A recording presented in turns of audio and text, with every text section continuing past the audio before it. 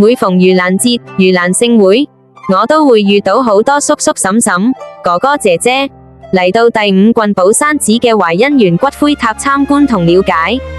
有啲人嚟到呢度，純粹係想參觀一下，了解呢個骨灰安放嘅地方，同埋同大家一齊傾下偈。但亦都有唔少家庭，了解完之後，就開始諗一樣好實際嘅事情，提前為自己嘅父母、祖父母做好準備。好多人可能會覺得，呢啲事情係將來先需要諗，依家唔使咁早準備。但係喺我睇嚟，提前準備，並唔代表我哋係諗緊唔開心嘅事情。有時候，只不過係因為我哋希望，將來真正需要嘅時候，一切都可以安排得更加妥當，令自己最愛嘅家人可以更加安心。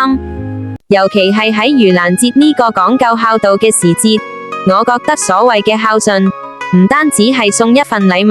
或者準備一餐飯，更重要嘅係多啲時間陪下父母，聽下佢哋嘅心聲。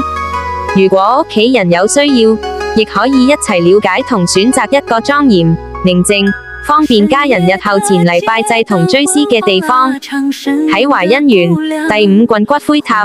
我可以親自帶大家參觀，了解唔同嘅福位、相關安排同埋佛教儀式。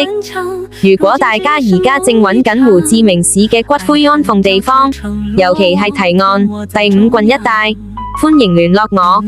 可以同大家詳細介紹。